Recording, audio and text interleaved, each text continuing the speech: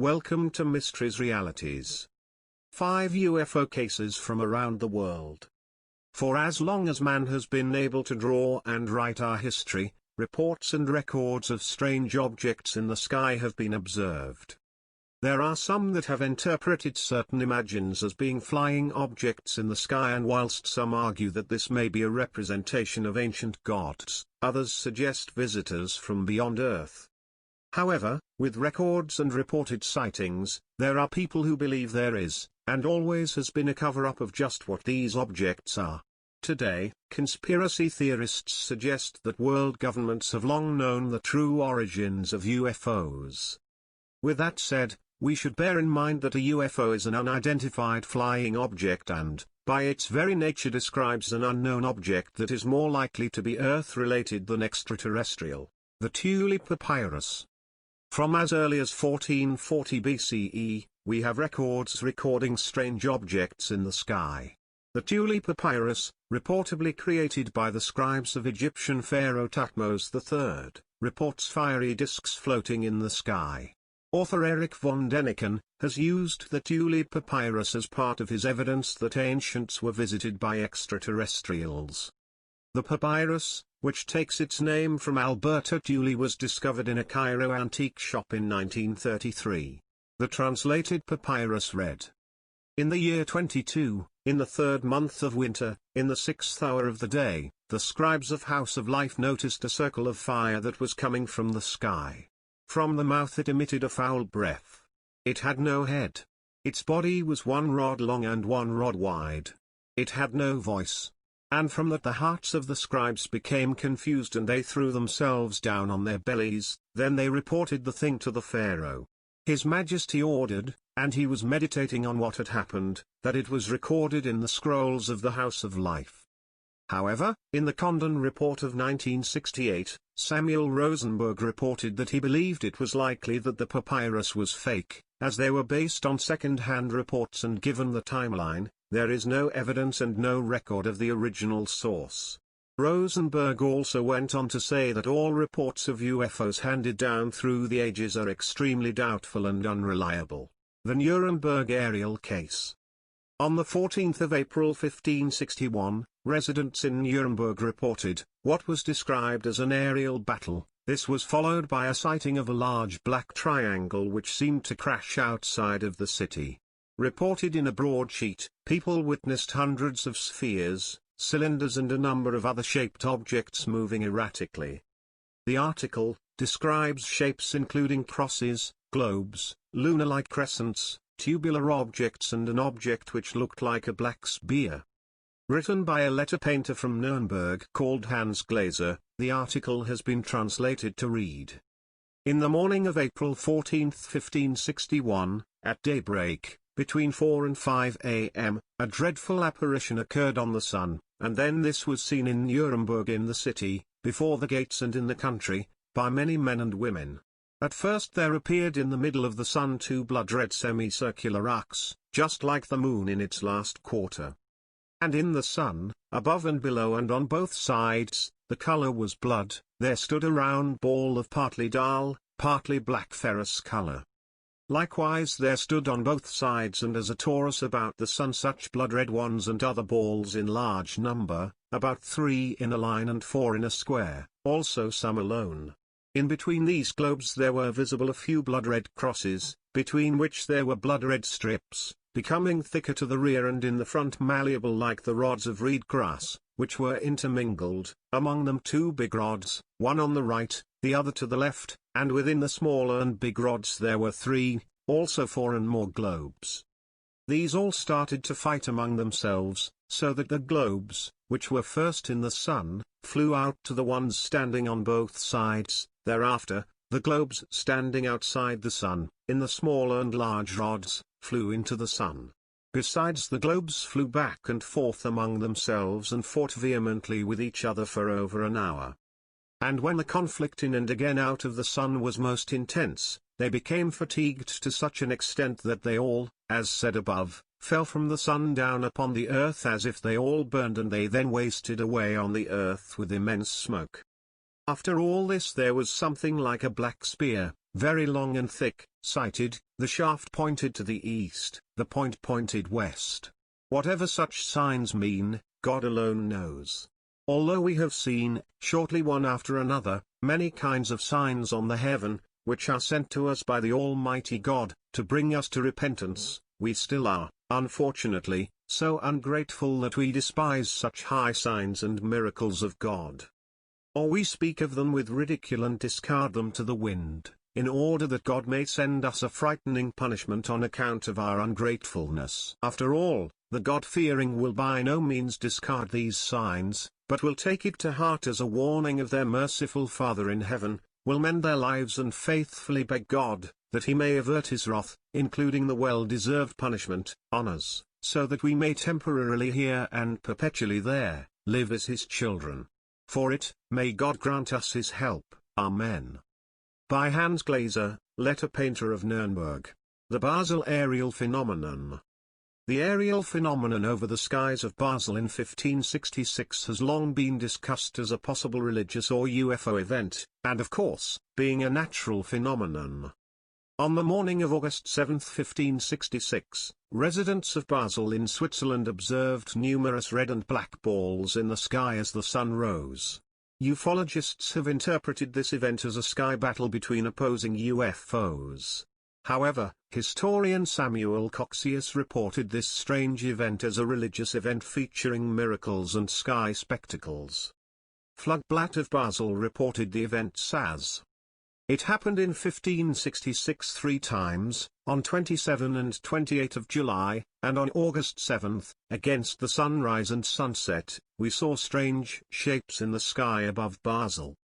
During the year 1566, on the 27th of July, after the sun had shone warm on the clear, bright skies, and then around 9 p.m., it suddenly took a different shape and color. First, the sun lost all its radiance and luster, and it was no bigger than the full moon, and finally it seemed to weep tears of blood and the air behind him went dark. And he was seen by all the people of the city and countryside.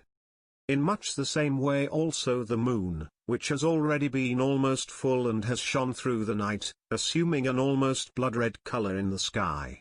The next day, Sunday, the sun rose at about 6 o'clock and slept with the same appearance it had when it was lying before. He lit the houses, streets and around as if everything was blood-red and fiery. At the dawn of August 7, we saw large black spheres coming and going with great speed and precipitation before the sun and chattered as if they led a fight. Many of them were fiery red and soon crumbled and then extinguished. The Utsuro-bune or hollow ship. In 1803, in the Japanese East Coast province of Hitachi, an unknown object was allegedly washed up on shore. According to reports, on the 22nd February, an attractive young woman arrived at Hataeodori Beach, having traveled in what was described as a hollow ship. The vessel was described as being around 10 foot in height and 17 foot wide, with the upper half being made from what looked like red-coated rosewood whilst the lower half was covered with brazen plates to protect it against sharp rocks. It is also reported that the vessel had windows which were transparent and caused confusion for the fishermen. The vessel also had strange and unrecognizable symbols on it. Allegedly, local fishermen brought her inland so that she could be investigated. However, they soon discovered that she could not speak Japanese. With pale skin, she also looked different from anyone else. Her red hair was long and smooth and had white artificial extensions that flowed down her back. Standing at 5 foot, she is said to have had a face of indescribable beauty. The woman was friendly and courteous, but she would not allow anyone to touch a small quadratic box that she held. After a short while, they returned her to her vessel, on which she then drifted away.